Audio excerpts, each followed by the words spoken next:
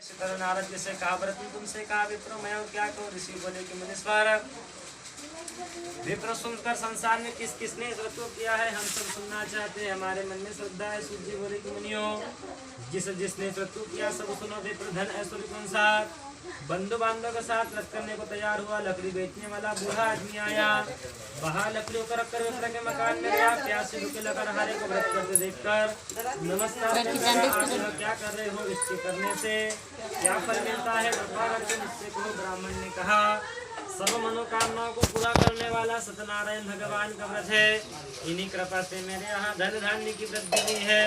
विप्र से व्रत के बारे में जानकर लकड़हारा प्रसन्न हुआ। चलना मत देकर प्रसाद खाने के बाद घर गया।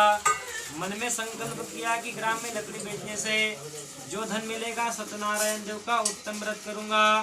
मन में विचार कर बूढ़ा आदमी लकड़ियां अपने सिर पर रखकर जिस नगर में धनवान लोग रहते सुंदर नगर में गया। लकड़ियों का दाम पहले दिनों से चौगुना मिला। बूढ़ा लकड़हारा दाम लेके प्रसन्न होकर पके केले की फली, शक्कर, घी, दूध, दही, गेहूं का चूर्ण सत्यनारायण भगवान को सामग्री को लेकर अपने घर गया।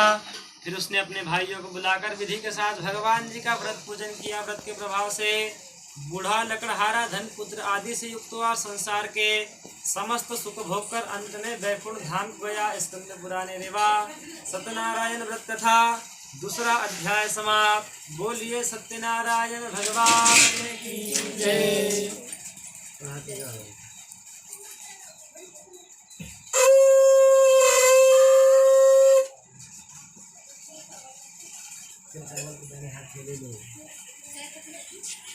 श्री गणेशाय नमः, विष्णवे नमः। सूत जी को लेकर श्रेष्ठ मुनियों, अब मैं आगे कथा कहता हूँ, सुनो।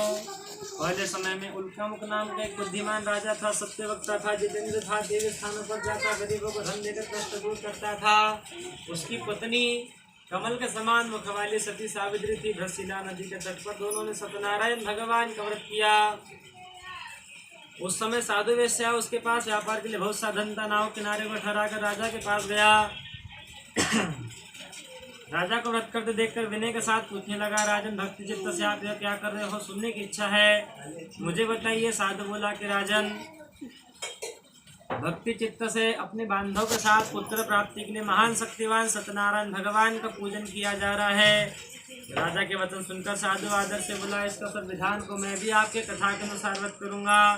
मेरी कोई संतान नहीं है और इससे निश्चय हो कि राजा से विधान सुन व्यापा से निवृत्त हो आनंद साथ अपने घर गया। अपनी स्त्री को संतान देने वाले व्रत का समाचार सुनाया और कहा कि जब मेरी संतान होगी व्रत को करूंगा। साधु ने ऐसे वचन अपनी स्त्री लीलावती से कहे। एक दिन उसकी स्त्री पति के साथ आनंदित सांसारिक धर्म प्रवृत्त होकर सत्यनारायण भगवान कृपा से गर्भवती हो गई। 10वें महीने में एक सुंदर कन्या का जन्म हुआ। दिनों दिन बढ़ने लगी। शुक्ल पक्ष का चंद्रमा बढ़ता है। कन्या का नाम कलावती रखा गया। लीलावती ने मीठे शब्दों में पति से कहा, आपने जो संकल्प किया था भगवान का व्रत करूंगा, अब आप उसे करिए। साधु जी बोले, इसकी विवाह पर करूंगा। इसी प्रकार पत्नी को आश्वासन देकर नगर को चला गया। कलावती पुत्र गृह में वृद्धि को प्राप्त हो गई। साधु ने जब नगर में शक्तियों के साथ पुत्री को देखा, दूत बुलाकर कहा कि पुत्री के वास्ते सुयोग्य वर देखकर लाओ। साधु की आज्ञा पाकर दूत कंचन नगर पहुंचा।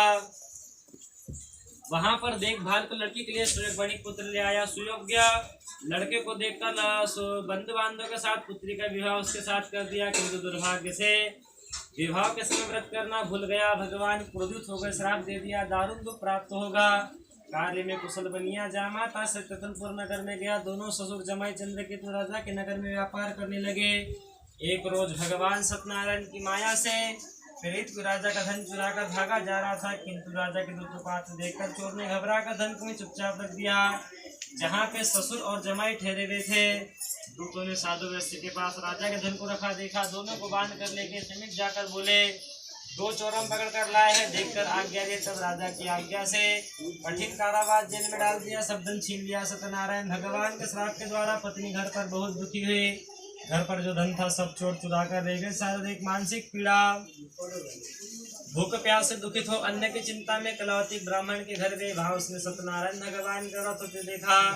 कथा सुनी, प्रसाद ग्रहण करा। तू घर आई। माता ने कलावती से कहा, पुत्री अब तक कहाँ रहे, तेरे मन में क्या है। कलावती बोली कि माता, मैंने एक ब्राह्मण के घर सत्यनारायण भगवान को व्रत होते देखा। कन्या के वचन सुनकर लीलावती भगवान की पूजन की तैयारी करने लगी। लीलावती ने परिवार बंधुओं से सत्यनारायण भगवान का पूजन किया, वर मांगा। मेरे पति और दामाद शीघ्र ही आ जावे। साथ ही प्रार्थना की हम सबका अपराध क्षमा करो।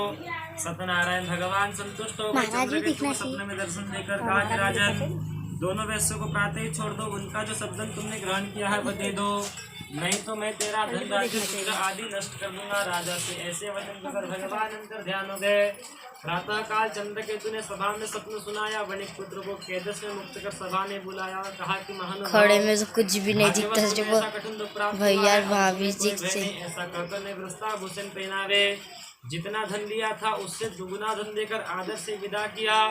दोनों वैश्य अपने घर को चल दिए। स्कंद पुराने रेवा भाभी का चेहरा दिख रहा है। तीसरा अध्याय समाप्त। बोलिए सत्यनारायण भगवान की जय।